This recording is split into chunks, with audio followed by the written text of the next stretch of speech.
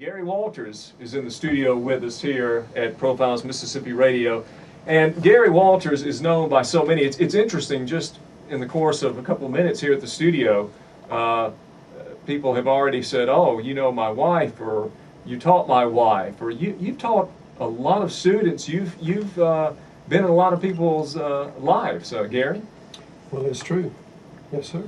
How many do you think? You've been teaching for how long? Well, I've been teaching for over 30 years, and on every level. I've taught art on every level, and it's been a pleasure. Gary Walters came out with his first book, published by dear friends of mine and yours too, Barney and Gwen McKee at Quail Ridge Press. They published my book several years ago. The name of the book, I'm going to hold it up for our YouTube viewers. It's Gary Walters' Delta Dreaming. And Gary, most all of these, there's a theme here, and it's the Mississippi Delta. And you know, I was at the Delta, in the Delta again last week, unfortunately for a family funeral. But driving between Leland and Indianola, this terrific storm came up.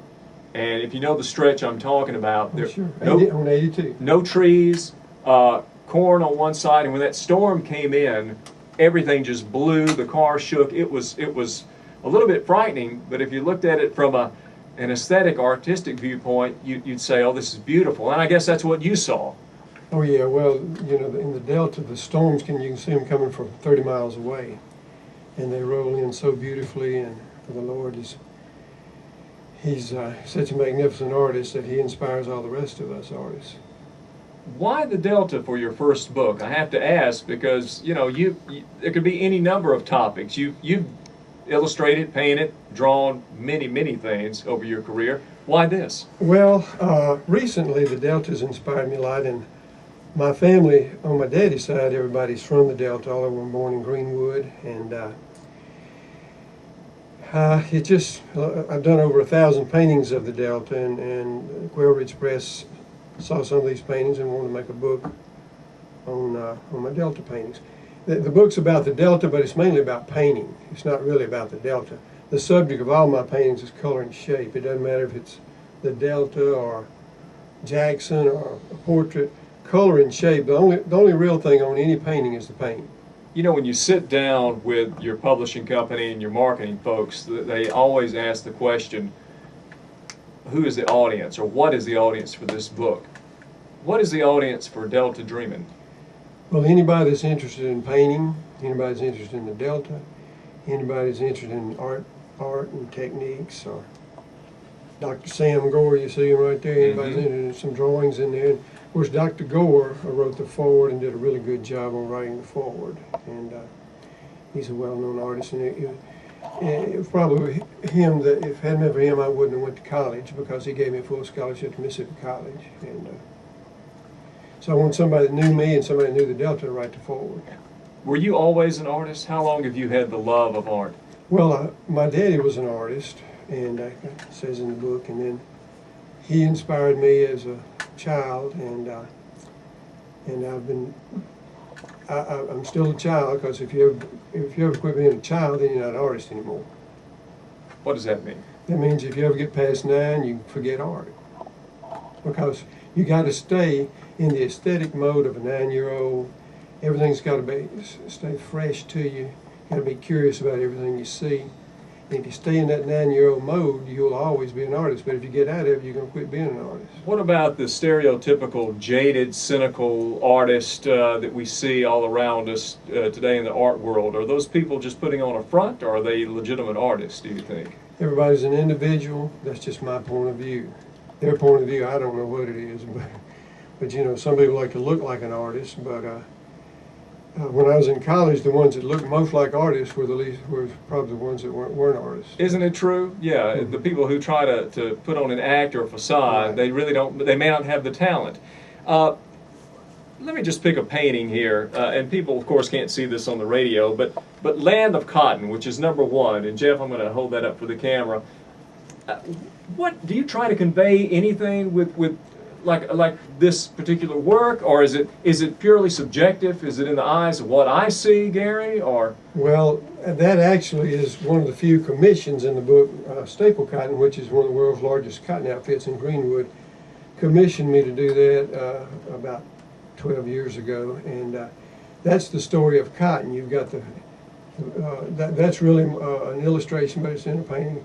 You got the planting of the cotton, you got the crop duster, you got cotton growing, you got cotton harvest, you got cotton storage, and you got cotton ginning. Right, So right. that's an 8 foot by 10 foot painting. It's pretty good. 6 foot by 10 foot painting. It's a pretty good sized painting. And you told me when I interviewed you for the debut of Profiles Mississippi that I believe I'm right here. You do a lot of this just from memory. A lot from memory. Sometimes I just don't use memory anything. I just start throwing paint on it and it happens. Do you ever start a painting and get halfway through it and then just abandon it? And Of course. If you've done as many paintings as I do, that you've done everything to be done. Well, Certainly. What do you do with the canvas? Just throw it away? Well, most of mine is on paper, and I've done some oils. That first one you saw was oil and acrylic, and it's on a big canvas. Most of these are on watercolor paper, which you know, watercolor goes on paper better than anything else. You work in all mediums, do you not? Just about? About 95% watercolor. Right now, it's 100% watercolor, and has been for the last 10 years probably. I've done a few, mostly all.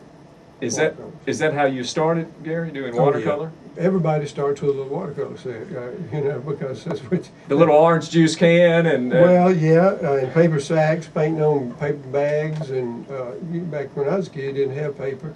You had paper, but you had manila paper at school and paper sacks at home.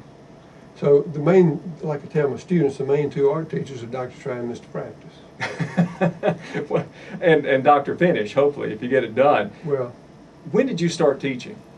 I started teaching in 1969, right after I got out of Mississippi College.